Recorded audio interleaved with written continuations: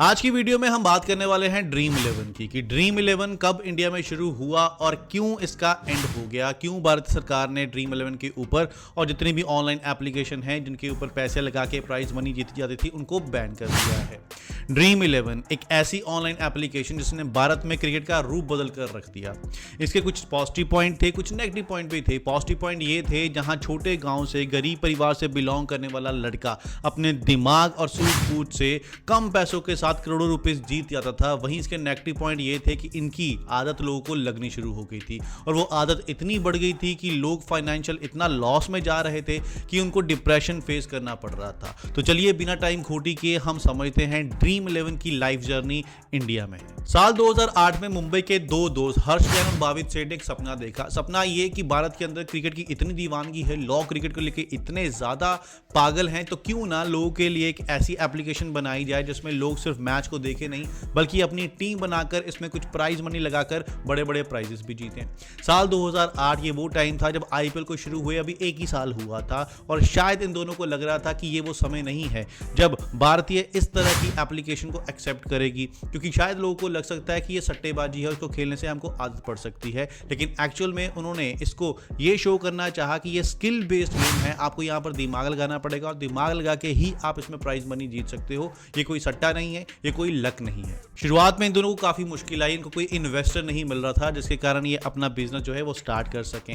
लेकिन धीरे धीरे इंडिया में जो लीग क्रिकेट थी, आईपीएल का क्रेज बढ़ने लगा था, जो क्रिकेट T20 फॉर्मेट है उसका क्रेज बढ़ने लगा था। धीरे धीरे 2012 में इन्होंने फ्री टू प्ले मॉडल शुरू किया। उसके बाद 2014 में इन्होंने छोटे प्राइज के साथ कुछ प्राइज मनी रखने शुरू किए। इतने बड़े प्राइज मनी नहीं थे जितने आज हुआ करते थे, छोटे छोटे प्राइज मनी मिला करते थे। ड्रीम 11 ने धीरे धीरे लोगों का ध्यान आकर्षित करना तो शुरू कर दिया था, लेकिन उसके साथ साथ में अब इनके सामने चुनौती थी गवर्नमेंट पॉलिसीज की, क्योंकि गवर्नमेंट पॉलिसी के हिसाब से जुआ और सट्टेबाजी इंडिया में बैन है। लेकिन ये प्रूव करना चाहते थे कि ये सट्टेबाजी नहीं है, ये स्किल्ड बेस्ड गेम है। अब पंजाब और हरियाणा कोर्ट ने इसको स्किल्ड बेस्ड गेम मान लिया था, इसको अप्रूवल दे दी थी, जिसके बाद सुप्रीम कोर्ट ने भी इसको अप्रूवल दे दी। जब सुप्रीम कोर्ट की अप्रूवल मिल गई तो भाई साहब ड्रीम 11 के लिए जो कानूनी रास्ता था वो तो एकदम अब साफ हो चुका था। सरकार के बाद अब इसमें इन्वॉल्वमेंट शुरू होती है बीसीसीआई की, क्योंकि जैसे जैसे ड्रीम 11 बड़ा होता जा रहा था बीसीसीआई का ध्यान भी ड्रीम 11 की तरफ जा रहा था। ड्रीम 11 ने साल 2019 में आईपीएल की आधिकारिक पार्टनरशिप ले ली थी। 2020 में जब वीवो ने अपनी स्पॉन्सरशिप छोड़ी आईपीएल की, तब ड्रीम 11 आईपीएल का स्पॉन्सर बन जाता है। उसके बदले में ड्रीम 11 222 करोड़ बीसीसीआई को देता है। तो भाई साहब ड्रीम 11 जो एक सिर्फ गेम एप्लीकेशन थी, अब वो एक बड़ा ब्रांड बन चुका था और भारत के सबसे बड़ी लीग आईपीएल को वो स्पॉन्सर कर रहा था। अब बड़े बड़े खिलाड़ी भी ड्रीम 11 को प्रमोट कर रहे थे। शुरुआत में महेंद्र सिंह धोनी ने काफी लंबे समय तक ड्रीम 11 को प्रमोट किया। उसके बाद रोहित शर्मा, हार्दिक पांड्या, ऋषभ पंत, ये वो बड़े खिलाड़ी हैं जो ड्रीम 11 के साथ में जुड़े। सिर्फ खिलाड़ी नहीं, बड़े बड़े सेलिब्रिटी भी ड्रीम 11 को प्रमोट कर रहे थे। ड्रीम 11 का बिजनेस मॉडल बहुत सिंपल था। कंटेस्टेंट अपने कुछ प्राइस के साथ एक कॉन्टेस्ट लगाते थे, उसमें से जो जीत जाता था उसमें से कुछ हिस्सा चला जाता था गेमिंग एप्लीकेशन को और बाकी जो बच जाता था वो जीतने वाले को मिल जाता था। अब जो हिस्सा एप्लीकेशन के ओनर्स के पास आता था उसमें से कुछ टैक्स जो है गवर्नमेंट को भी देना पड़ता था। अभी कुछ ही दिन पहले गवर्नमेंट ने ऑनलाइन गेमिंग एप्लीकेशन के ऊपर 28% जीएसटी लगा दी थी, मतलब 28% हिस्सा गवर्नमेंट को आने वाला था। तो मोटी इनकम गवर्नमेंट भी कमाती थी। 2022-23 के डाटा के हिसाब से ड्रीम 11 60,000 करोड़ से ऊपर की वैल्यूएशन का मालिक बन चुका था और 14 करोड़ रजिस्टर्ड यूजर ड्रीम 11 के साथ जुड़ चुके थे। गवर्नमेंट के साथ साथ ड्रीम 11 से बीसीसीआई को काफी फायदा था। बीसीसीआई को एक अच्छा स्पॉन्सर मिल चुका था और दूसरा बहुत से ऐसे नए यूजर, बहुत से ऐसे फैंस जो क्रिकेट को देखना पसंद नहीं करते थे या फिर इतने कट्टर फैन नहीं थे, ड्रीम 11 में पैसे जीतने के कारण उन्होंने भी क्रिकेट देखना शुरू किया, उन्होंने भी क्रिकेट समझना शुरू किया, मैच देखने शुरू किए, जिससे बीसीसीआई को भी फायदा हुआ। और धीरे धीरे ड्रीम 11 सिर्फ क्रिकेट तक ही नहीं रहा, इसमें फुटबॉल, बास्केटबॉल, कबड्डी ऐसी गेम्स भी ऐड होनी शुरू हो गई और इन गेम्स का भी जो स्कोप है धीरे धीरे और ज्यादा लोगों के बीच में फैलना शुरू हो गया। जब सबको इतना फायदा हो रहा था तो फिर इस जैसी एप्लीकेशन को बैन क्यों कर दिया गया? सरकार अगस्त 2025 में एक बिल लेके आती है, promotion and regulation of online gaming bill. इसके तहत वो जो एप्लीकेशन, वो गेम जिसके ऊपर पैसा इन्वॉल्व होगा उसको इंडिया में अब बैन कर दिया जाएगा, स्टॉप कर दिया जाएगा। उनके तहत ये गेम जो है ये स्किल्ड बेस्ड गेम नहीं है, ये एक तरह का जुआ ही है। इसमें यंगस्टर एडिक्टेड हो रहे हैं, फाइनेंशियल लॉसेज में फैमिलीज जा रही हैं। कुछ लोगों का तो ये भी केस सामने आया था, फाइनेंशियल लॉसेज के तहत उन्होंने सुसाइड्स तक कर ली थी।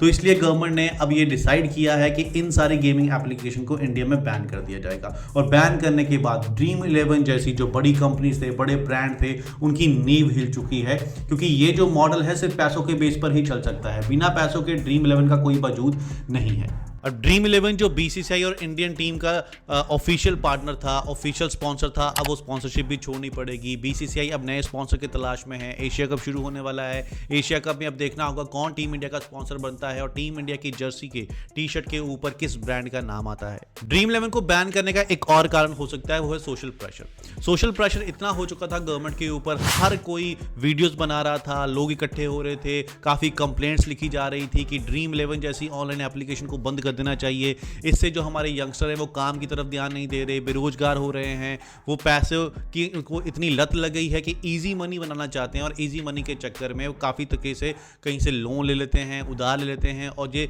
फाइनेंशियल के जाल में वो फंस जाते हैं। तो इसलिए प्रेशर के तहत भी गवर्नमेंट को ये डिसीजन लेना पड़ा और ड्रीम 11 जैसी एप्लीकेशन को बैन करना पड़ा। अब आप लोग ये सोच रहे होंगे कि इस टाइम पर ड्रीम 11 को बंद क्यों किया गया है। ड्रीम 11 जब इतना बड़ा ब्रांड बन रहा था तब गवर्नमेंट क्या कर रही थी? क्या गवर्नमेंट का ध्यान तब इनकी तरफ नहीं गया था?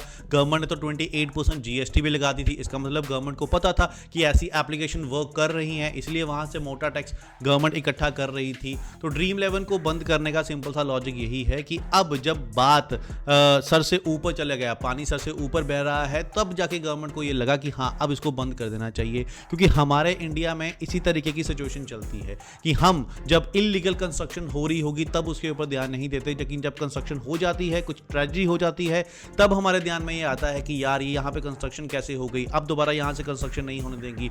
आपने देखा होगा अभी बारिश का मौसम है, बाढ़ के हालात काफ़ी स्टेट्स में बने हुए हैं, बहुत से घर जो है वो बारिश के कारण डह गए हैं। तो अब गवर्नमेंट देखती है कि भाई कौन सा घर जो है वो पानी के या नदी के पास तो नहीं बना हुआ, अगर नदी के पास है तो उसको बनने नहीं दिया जाएगा। तो यही स्टेप्स अगर गवर्नमेंट मकान बनने से पहले या किसी चीज़ को होने से पहले, इलीगल चीज़ को होने से पहले रोक ले, तो शायद बहुत से ऐसे यंगस्टर जो एडिक्टेड हो चुके थे ड्रीम 11 के, जिन्होंने काफ़ी जगह से पैसा पढ़ के इसके ऊपर लगाया और वो गवाया और अपनी फैमिली के ऊपर प्रेशर बनाया, कुछ सुसाइड्स हुई, बहुत सी डेथ्स हुई, किसी ने किसी से पैसा लेना है, उस पैसे लेने के चक्कर में मर्डर्स हो जाते हैं। तो ये सारी चीज़ें शायद ना होती तो गवर्नमेंट को यही स्टेप्स पहले ले लेने चाहिए थे जो आज लिए जा रहे हैं। लेकिन मेरा पॉलिटिक्स में सिर्फ एक ही मानना है कि जो चीज़ हमको दिखाई जाती है, जो मीडिया या न्यूज़ चैनल वाले हमको दिखाते हैं कि इस तरीके के हालात हो गए हैं, एक्चुअल में वो सच्चाई कभी नहीं होती। सच्चाई कुछ और होती है, दिखाया हमको कुछ और जाता है। कोई बड़ी बात नहीं होगी आज गवर्नमेंट ने ड्रीम 11 को बैन कर दिया है, कल को साल, 1.5 साल या फिर 6 महीने के बाद